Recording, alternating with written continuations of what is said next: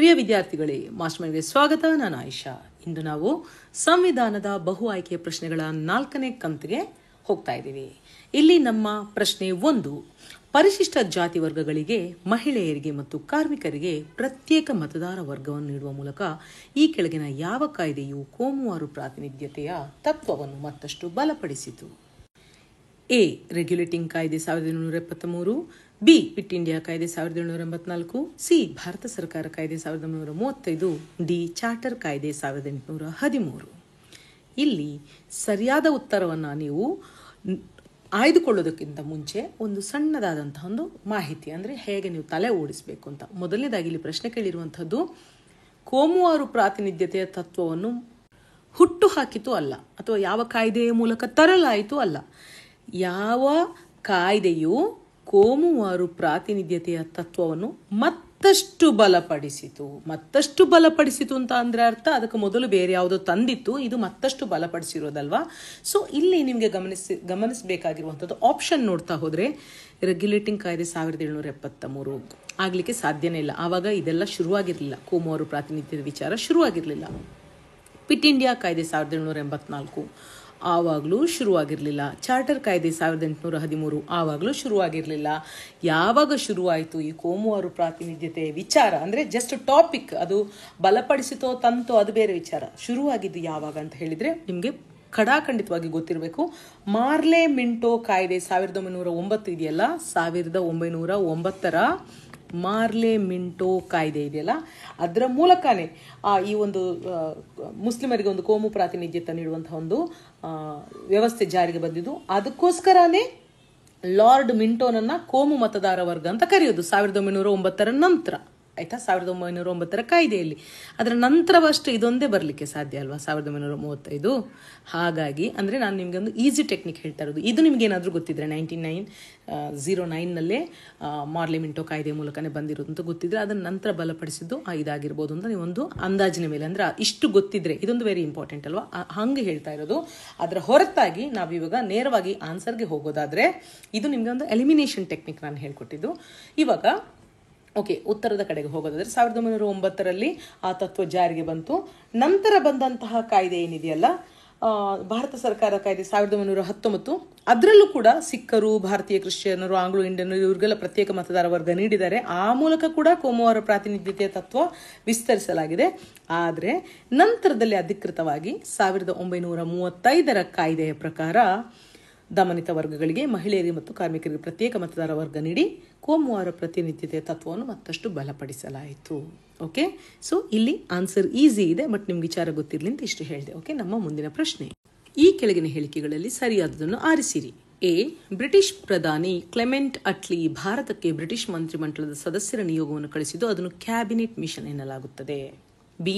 ಸಂವಿಧಾನ ರಚನಾ ಸಭೆಯನ್ನು ರೂಪಿಸುವಾಗ ಅನುಸರಿಸಬೇಕಾದ ಕ್ರಮ ಮತ್ತು ನಂತರದಲ್ಲಿ ಮೂಲಭೂತ ಚೌಕಟ್ಟನ್ನು ರೂಪಿಸಿದ್ದು ಕ್ಯಾಬಿನೆಟ್ ಆಯೋಗದ ಮಹತ್ವದ ಕೊಡುಗೆ ಎನ್ನಬಹುದು. ಇಲ್ಲಿ ಸರಿಯಾದ ಉತ್ತರ ಯಾವುದನ್ನು ನೋಡಬೇಕು. ಆಪ್ಷನ್: ಹೇಳಿಕೆ ಎ ಸರಿಯಾಗಿದೆ, ಬಿ ತಪ್ಪಾಗಿದೆ, ಹೇಳಿಕೆ ಬಿ ಸರಿಯಾಗಿದೆ, ಎ ತಪ್ಪಾಗಿದೆ, 2 ಹೇಳಿಕೆಗಳು ತಪ್ಪಾಗಿದೆ, 2 ಹೇಳಿಕೆಗಳು ಸರಿಯಾಗಿದೆ ಅಂತ ಕೊಟ್ಟಿದ್ದಾರೆ. ಇಲ್ಲಿ ಸರಿಯಾದ ಉತ್ತರ 2 ಹೇಳಿಕೆಗಳು ಸರಿಯಾಗಿದೆ. ಆದರೆ ಅದರ ಜೊತೆಗೆ ನಾವು ಒಂದು ಸ್ವಲ್ಪ, ಅದನ್ನು ನಾನು ಹೇಳಿದ್ನಲ್ಲ, MCQ ಜೊತೆಗೆ ಒಂದು ಸ್ವಲ್ಪ ಹಿಸ್ಟ್ರಿ ಕಡೆ ನೋಡ್ಕೊಂಡು ಹೋಗೋದೇ ನಮ್ಮ ಈ MCQs ಸರಣಿಗಳ ಉದ್ದೇಶ. ಆ ಮೂಲಕ ನಮಗೊಂದು ಸಣ್ಣ ವಿಚಾರ ಗೊತ್ತಿರಬೇಕು. ಈ ದ್ವಿತೀಯ ಮಹಾಯುದ್ಧ ಏನು ಮುಗೀತಲ್ಲ, ಅಲ್ಲಿ ಬ್ರಿಟನ್ನಲ್ಲಿ ರಾಜಕೀಯ ಬದಲಾವಣೆ ಉಂಟಾಗುತ್ತೆ, ಲೇಬರ್ ಪಕ್ಷ ಅಧಿಕಾರಕ್ಕೆ ಬರುತ್ತೆ, ಅಲ್ಲಿ ಅಟ್ಲಿ ಬ್ರಿಟಿಷ್ ಪ್ರಧಾನಮಂತ್ರಿ ಆಗ್ತಾರೆ. ಸೊ ಅದೇ ಸಮಯದಲ್ಲಿ ಭಾರತದಲ್ಲಿ ಕೂಡ ಪ್ರಾಂತೀಯ ಚುನಾವಣೆಗಳನ್ನು ನಡೆದು ಕಾಂಗ್ರೆಸ್ ಪಕ್ಷ ಜಯಶಾಲಿಯಾಗಿರುತ್ತೆ. ಆವಾಗ ಇವರು ಸಂವಿಧಾನ ಸುಧಾರಣೆ ಮತ್ತು ಭಾರತದಲ್ಲಿ ಸ್ಥಿತಿಗತಿಯ ಬಗ್ಗೆ ಅಧ್ಯಯನ ಮಾಡಲಿಕ್ಕೆ ಬ್ರಿಟಿಷ್ ಮಂತ್ರಿಮಂಡಲ 3 ಜನ ಮಂತ್ರಿಗಳನ್ನೊಳಗೊಂಡ ಒಂದು ಸಮಿತಿಯನ್ನು ಕಳಿಸುತ್ತೆ. ಅದುವೇ ನಮ್ಮ ಕ್ಯಾಬಿನೆಟ್ ಸಮಿತಿ. ಈ ಮಂಡಳಿಯಲ್ಲಿ ಯಾರೆಲ್ಲ ಇರ್ತಾರೆ ಗೊತ್ತಾ ನಿಮಗೆ? Lord Pethick Lawrence, lord Pethick Lawrence, sir ಸ್ಟೆಫೋರ್ಡ್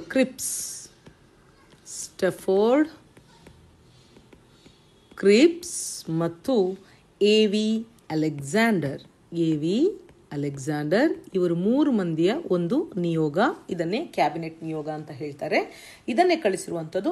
ಹಾಗೆಯೇ ಬ್ರಿಟಿಷ್ ಪ್ರಧಾನಿ ಹೇಳ್ತಾರೆ, ಈ ನಿಯೋಗದ ಉದ್ದೇಶ ಭಾರತೀಯರಿಗೆ ಎಷ್ಟು ಬೇಗ ಸಾಧ್ಯವೋ ಅಷ್ಟು ಬೇಗ ಸ್ವಾತಂತ್ರ್ಯವನ್ನು ಕೊಡಿಸಲಿಕ್ಕೆ ಈ ಆಯೋಗ ಸಹಾಯ ಮಾಡ್ತಾರೆ ಅಂತ ಹೇಳ್ತಾರೆ. ಹಾಗೆಯೇ ಸಂವಿಧಾನ ರಚನಾ ಸಭೆಯನ್ನು ರೂಪಿಸುವಾಗ ಅನುಸರಿಸಬೇಕಾದಂತಹ ಕ್ರಮ ಮತ್ತು ಒಂದು ಚೌಕಟ್ಟು ರೂಪಿಸಬೇಕು, ರೂಪುರೇಷೆಗಳನ್ನು ರೂಪಿಸಬೇಕು ಈ ಕ್ಯಾಬಿನೆಟ್ ಆಯೋಗ ಅಂತ ಹೇಳ್ತಾರೆ. ಅದೇ ರೀತಿ ಅದರ ಒಂದು ಮಹತ್ವದ ಕೊಡುಗೆಯನ್ನು ಆ ಕ್ಯಾಬಿನೆಟ್ ಆಯೋಗ ಕೊಡುತ್ತೆ. ನಮ್ಮ ಮುಂದಿನ ಪ್ರಶ್ನೆ, ಸಂವಿಧಾನ ರಚನಾ ಸಭೆಯನ್ನು ಸ್ಥಾಪಿಸಲು ಈ ಕೆಳಕಂಡವುಗಳ ಯಾವ ಅಂಶವು ಕಾರಣವಾಗಿತ್ತು? ಹೇಳಿಕೆ ಎ, ಇದು ಭಾರತದಲ್ಲಿ ಮುಸ್ಲಿಂ ಲೀಗ್ ಮತ್ತು ರಾಷ್ಟ್ರೀಯ ಕಾಂಗ್ರೆಸ್ ನಡುವಿನ ಮಾತುಕತೆಗಳ ಫಲವಾಗಿತ್ತು.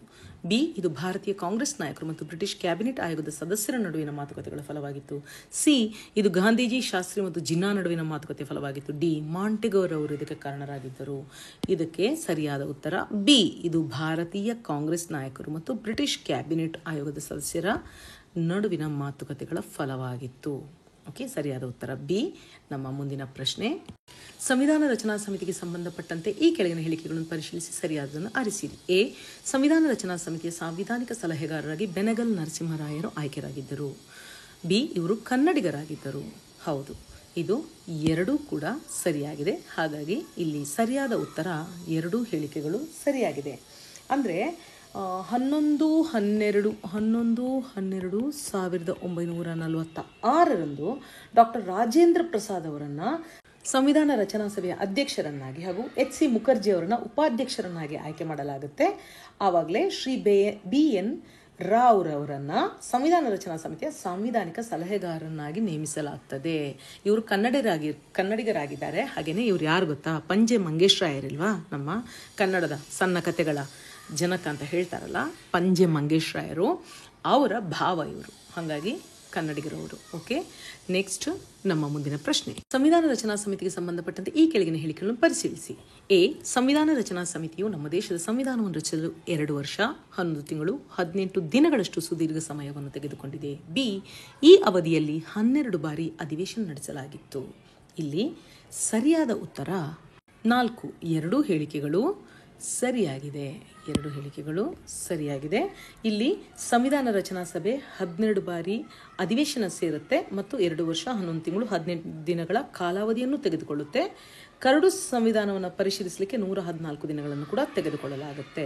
ಸೊ ಇಷ್ಟೆಲ್ಲ ಆದಮೇಲೆ ಕೊನೆಗೆ 1948 4/11/1900 ಕರೆಕ್ಟಾಗಿ ಬರಿತೀನಿ. 4/11/1948 ಕರಡು ಸಮಿತಿಯು ಸಂವಿಧಾನದ ಕರಡು ಪ್ರತಿಯನ್ನು ಸಂವಿಧಾನ ರಚನಾ ಸಮಿತಿಯ ಮುಂದೆ ಇಡುತ್ತೆ. ನಂತರದಲ್ಲಿ ಫೈನಲಿ 26/1/1950 ನಮ್ಮ ಸಂವಿಧಾನ ಜಾರಿಗೆ ಬರುತ್ತೆ. ಅಂಗೀಕರಿಸಲ್ಪಟ್ಟಿರೋದು ಗೊತ್ತಲ್ವಾ? 26/11/1949.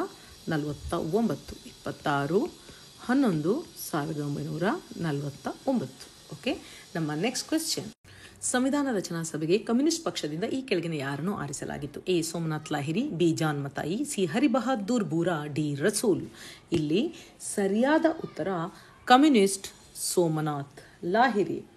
ಮತ್ತೆ ಇವರೆಲ್ಲ ಇದ್ದಾರಲ್ಲ, ಜಾನ್ ಮತಾಯಿ, ಇವರನ್ನು ಕ್ರೈಸ್ತ ಸಮುದಾಯದಿಂದ, ಹಾಗೆಯೇ ಹರಿಬಹದ್ದೂರ್ ಬೂರಾ ಇದ್ದಾರಲ್ಲ, ಇವರನ್ನ ಗೂರ್ಖಾ ಸಮುದಾಯದಿಂದ, ಹಾಗೆಯೇ ರಸೂಲ್ ಅವರನ್ನ ಮುಸ್ಲಿಂ ಸಮುದಾಯದಿಂದ ಆರಿಸಲಾಗಿತ್ತು. ಸೊ ಹಾಗಾಗಿ ಕಮ್ಯುನಿಸ್ಟ್ ಸೋಮನಾಥ್ ಲಾಹಿರಿ. ನಮ್ಮ ಮುಂದಿನ ಪ್ರಶ್ನೆ, ನಮ್ಮ ದೇಶದ ಸಂವಿಧಾನದಲ್ಲಿರುವ ಮೂಲಭೂತ ಹಕ್ಕುಗಳು, ನ್ಯಾಯಿಕ ವಿಮರ್ಶೆ ಮತ್ತು ನ್ಯಾಯಾಲಯದ ಪಾರಮ್ಯತೆಯನ್ನು ಈ ಕೆಳಗಿನ ಯಾವ ದೇಶದ ಸಂವಿಧಾನದಿಂದ ಸ್ವೀಕರಿಸಲಾಗಿದೆ? A, America, B, Canada, C, Germany, D, French. ಸರಿಯಾದ ಉತ್ತರ ಎ, ಅಮೆರಿಕಾದಲ್ಲಿ ನ್ಯಾಯಿಕ ವಿಮರ್ಶೆ ಮತ್ತು ನ್ಯಾಯಾಲಯದ ಪಾರಮ್ಯತೆಯನ್ನು ಅಲ್ಲಿಂದಲೇ ನಾವು ತಗೊಂಡಿರುವಂಥದ್ದು. ಅಂದರೆ ನಮ್ಮ ದೇಶದ ಸಂವಿಧಾನಕ್ಕೆ ಬೇರೆ ಬೇರೆ ದೇಶಗಳಿಂದ ನಾವು ತಗೊಂಡಿದ್ವಲ್ಲ, ಅದರಲ್ಲಿ ಈ ಅಂಶಗಳು ಫಂಡಮೆಂಟಲ್ ರೈಟ್ಸ್, ನ್ಯಾಯಿಕ ವಿಮರ್ಶೆ, ನ್ಯಾಯಾಲಯವೇ ಸುಪ್ರೀಂ ಅನ್ನುವಂಥದ್ದನ್ನು ಅಮೆರಿಕಾದಿಂದ ತೆಗೆದುಕೊಳ್ಳಲಾಗಿದೆ. ಮುಂದಿನ ಪ್ರಶ್ನೆ, ನಮ್ಮ ಸಂವಿಧಾನದ ಸಂಸದೀಯ ಪದ್ಧತಿಯನ್ನು ಈ ಕೆಳಗಿನ ಯಾವ ದೇಶದ ಸಂವಿಧಾನದಿಂದ ಆಯ್ದುಕೊಳ್ಳಲಾಗಿದೆ? ನಮ್ಮ ದೇಶದ ಸಂಸದೀಯ ಪದ್ಧತಿಯನ್ನು ಬ್ರಿಟನ್ನಿಂದ ಆಯ್ದುಕೊಳ್ಳಲಾಗಿದೆ. ಬ್ರಿಟನ್ನ ಸಂಸದೀಯ ವ್ಯವಸ್ಥೆಯಿಂದಲೇ ಆಯ್ದುಕೊಳ್ಳಲಾಗಿದೆ. ಹಾಗೆಯೇ ನಮ್ಮಲ್ಲಿ ಸಂಸದೀಯ ವ್ಯವಸ್ಥೆಗೆ ಅಂಕುರ ಹಾಕಿದಂತಹ ಕಾಯ್ದೆ ಯಾವುದು ಅಂತ ಗೊತ್ತಾ ನಿಮಗೆ? ಆಲ್ರೆಡಿ ನಾವು ಕೆಲವೊಂದು ಸಲ ಚರ್ಚಿಸಿದ್ದೀವಿ, ಆದ್ರೂ ನಿಮಗೆ ಗೊತ್ತಾ ಅಂತ ಒಮ್ಮೆ ನೆನಪು ಮಾಡಿಕೊಳ್ಳಿ. ಭಾರತದಲ್ಲಿ ಸಂಸದೀಯ ಪದ್ಧತಿ ಪ್ರಾರಂಭ ಆಗೋದಕ್ಕೆ ಕಾರಣ 1853 ಚಾರ್ಟರ್ ಕಾಯ್ದೆ. ಸೊ ಅದೊಂದು ನೆನಪಿರಲಿ. ಸೊ ಹಾಗಾಗಿ ಸಂಸದೀಯ ಪದ್ಧತಿಯನ್ನು ಕೂಡ ನಾವು ಬ್ರಿಟನ್ನಿಂದಲೇ ತಗೊಂಡಿದ್ದೀವಿ. ನಮ್ಮ ಮುಂದಿನ ಪ್ರಶ್ನೆ, ನಮ್ಮ ಸಂವಿಧಾನದ ಮೂಲಭೂತ ಕರ್ತವ್ಯಗಳನ್ನು ಯಾವ ದೇಶದ ಸಂವಿಧಾನದಿಂದ ಸ್ವೀಕರಿಸಲಾಗಿದೆ? ಇದಕ್ಕೆ ಸರಿಯಾದ ಉತ್ತರ ನಿಮಗೆ ಗೊತ್ತಿರಲೇಬೇಕು. ಯಾಕಂದರೆ ಮೂಲಭೂತ ಕರ್ತವ್ಯಗಳನ್ನು ರಷ್ಯಾದಿಂದ ಸ್ವೀಕರಿಸಲಾಗಿದೆ. ಇದಕ್ಕೊಂದು ಐತಿಹಾಸಿಕ ವಿಚಾರ ಏನಂತ ಹೇಳಿದರೆ, ರಷ್ಯಾದಲ್ಲಿ ಕ್ರಾಂತಿ ಎಲ್ಲ ಆಗಿತ್ತಲ್ಲ, ಸೊ ಅದಕ್ಕೆ ಫಂಡಮೆಂಟಲ್ ರೈಟ್ಸ್ ಮಾತ್ರ ಅಲ್ಲ, ದೇಶದೆಡೆಗೆ ಬದ್ಧತೆ ಕೂಡ ನಮ್ಮ ಕರ್ತವ್ಯ ಅನ್ನುವಂಥ ಒಂದು ಕಾನ್ಸೆಪ್ಟ್ ಅಲ್ಲಿ ಉದಯವಾಗಿತ್ತು. ಸೊ ನಮ್ಮ ಸಂವಿಧಾನ ನಾವು ಅದರಿಂದ ಸ್ವೀಕಾರ ಮಾಡಿದ್ವಿ ರಷ್ಯಾ ಕ್ರಾಂತಿಯಿಂದ. ಇದು ಒಂದು ಕಾರಣ ಅಂತ ಹೇಳ್ಬೋದು. ಸೊ ಗೊತ್ತಲ್ವ ನಿಮಗೆ, ಮೂಲಭೂತ ಕರ್ತವ್ಯಗಳು ರಾಷ್ಟ್ರಧ್ವಜ, ಸಂವಿಧಾನ ಮತ್ತು ರಾಷ್ಟ್ರಗೀತೆಯನ್ನು ಗೌರವಿಸುವಂಥದ್ದು, ಅದು ಚಳುವಳಿ ಉದಾತ್ತ ಆದರ್ಶಗಳನ್ನು ಪಾಲಿಸುವಂಥದ್ದು, ನಮ್ಮ ದೇಶದ ಸಾರ್ವಭೌಮತೆ, ಏಕತೆ ಮತ್ತು ಸಮಗ್ರತೆಯನ್ನು ಎತ್ತಿ ಹಿಡಿಯೋದು, ಕರೆ ಬಂದಾಗ ರಾಷ್ಟ್ರ ರಕ್ಷಣೆಗೆ ನಾವು ಓಡಿ ಹೋಗೋದು, ಅಂದರೆ ನಾವು ಎದೆ ಒಡ್ಡೋದು. ಇನ್ನೊಂದು ವೆರಿ ಇಂಪಾರ್ಟೆಂಟ್, ನಮ್ಮ ಸಮ್ಮಿಶ್ರ ಸಂಸ್ಕೃತಿಯ ಶ್ರೀಮಂತ ಪರಂಪರೆಯನ್ನು ಗೌರವಿಸೋದು, ಅರಣ್ಯ, ಸರೋವರ, ನದಿ, ಸಕಲ ಜೀವಜಾಲವನ್ನು ಗೌರವಿಸೋದು, ಮತ್ತು ತುಂಬ ತುಂಬ ಇಂಪಾರ್ಟೆಂಟ್, ನಮ್ಮ ಇವಾಗಿನ ತಲೆಮಾರಿಗೆ ಬಹಳ ಬಹಳ ನೆನಪಲ್ಲಿರಬೇಕಾಗಿರುವಂಥದ್ದು 51. ನನಗೆ ಇದು ತುಂಬ ಇಷ್ಟ, ಪರ್ಸನಲ್ ಆಗಿ ನಿಮಗೂ ಹೇಳ್ತಾ ಇದ್ದೀನಿ. 51AH ವೈಜ್ಞಾನಿಕ ಹಾಗೂ ಮಾನವೀಯ ಗುಣಗಳನ್ನು ಮತ್ತು ವಿಚಾರಣಾ ಹಾಗೂ ಸುಧಾರಣಾ ಮನೋಭಾವನೆಯನ್ನು ಬೆಳೆಸಿಕೊಳ್ಳುವಂಥದ್ದು.